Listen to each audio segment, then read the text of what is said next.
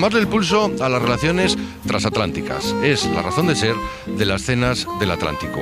Desde 2009 es un lugar de intercambios entre personajes relevantes de América y de Europa, tanto en el plano político como en el de la economía y la cultura. En esta ocasión, los invitados de honor son el presidente de Colombia, Juan Manuel Santos.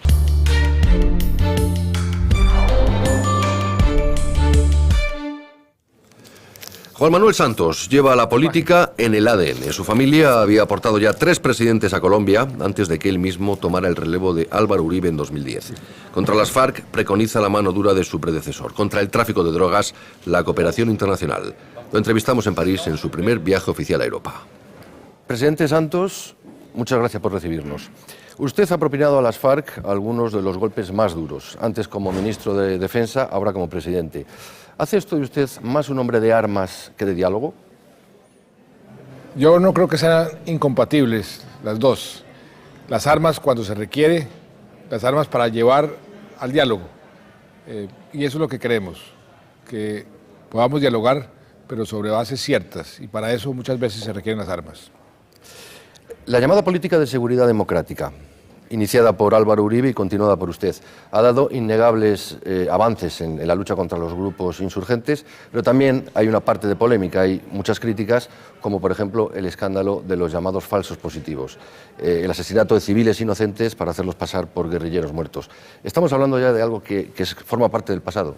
Del pasado, sin duda alguna, y nunca fue parte de la política, fue producto de unas personas que estaban totalmente desviados de la política, porque la política de seguridad democrática, en el fondo, es una política de defensa de los derechos humanos. Lo que está buscando la seguridad democrática es devolverle las libertades, el derecho a la vida, el derecho a la libertad de los colombianos. Pero eso, afortunadamente, es parte del pasado y lo que nos corresponde ahora es que los culpables no queden impunes. Las FARC están dando signos de desgaste y debilitamiento evidentes con la desaparición de algunos de sus principales líderes en los últimos 3 años, en un periodo muy corto. Manuel Marulanda, Tiro Fijo, Raúl Reyes, por citar algunos. ¿Estamos quizás asistiendo al final de las FARC? A mí nunca me ha gustado decir que estamos ya con el final de las FARC en la mano, porque eso se puede prolongar, pero sí se han debilitado, ya no controlan territorio como controlaban antes, y vamos a perseverar para llevarlos a un punto de no retorno. ¿Qué quiere decir eso? Que los estamos desplazando y que si quieren volver van a encontrar una población hostil, y eso se está logrando. Hablemos ahora del Plan Colombia, el programa antinarcóticos financiado casi exclusivamente por Estados Unidos. Varios gobiernos colombianos han intentado que la Unión Europea participara activamente en este programa sin conseguirlo. ¿Por qué esa reticencia de la UE? Nunca entendí. Ellos pensaban que el Plan Colombia era demasiado militar y muy poco tenía de componente social. Ahora el plan tiene, yo diría que más componente social que militar. Por eso ahora ojalá los europeos contribuyan a continuar consolidando ese proceso que es la mejor forma de luchar contra el narcotráfico. ¿En la agenda de esta visita está quizás ese punto? Sin duda, y no solamente ese punto, sino cómo Colombia puede ayudar a terceros países, Centroamérica, las islas del Caribe, el África, México. Y ahora que cita usted, presidente, a México. Es otra nación latinoamericana que tiene grandes problemas con las drogas como factor de desestabilización. ¿Cree usted que existe un riesgo claro de que México se convierta en un narcoestado si el gobierno no ataja rápidamente esta guerra de carteles? No, yo no creo. El presidente Calderón ha demostrado gran valentía. Se ha enfrentado a unos carteles y a un crimen organizado muy violento, muy sanguinario, pero es la única forma de salir adelante. Lo hicimos nosotros en su momento. Nos demoramos mucho en confrontarlos y por eso nos costó mucha sangre.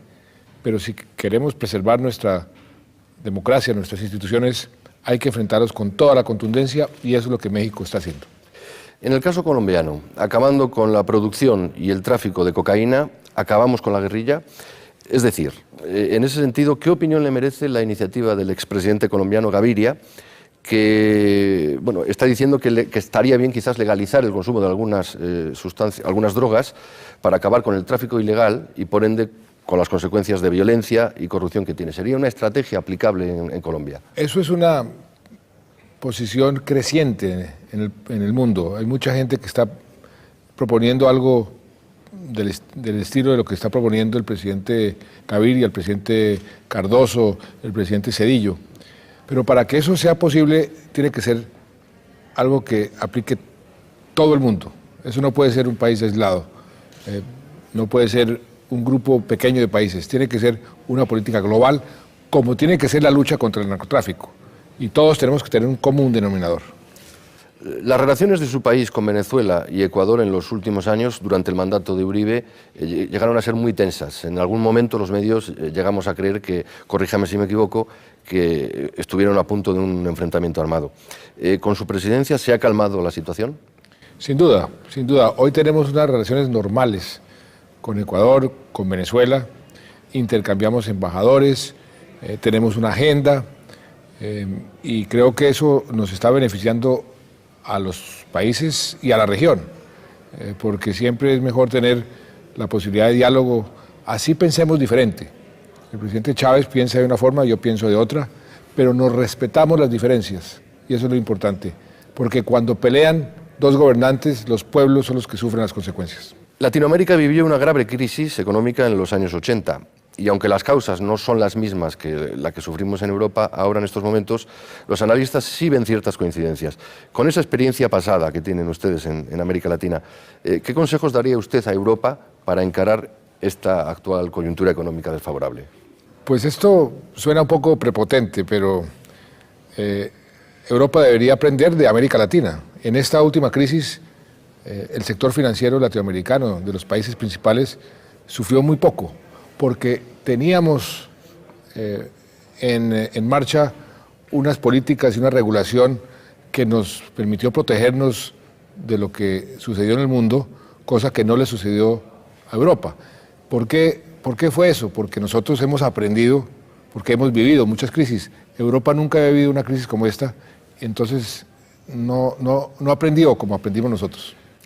Ya para finalizar, hoy por hoy, ¿podemos decir que Colombia, puede usted decir, que Colombia es un país seguro para las inversiones extranjeras?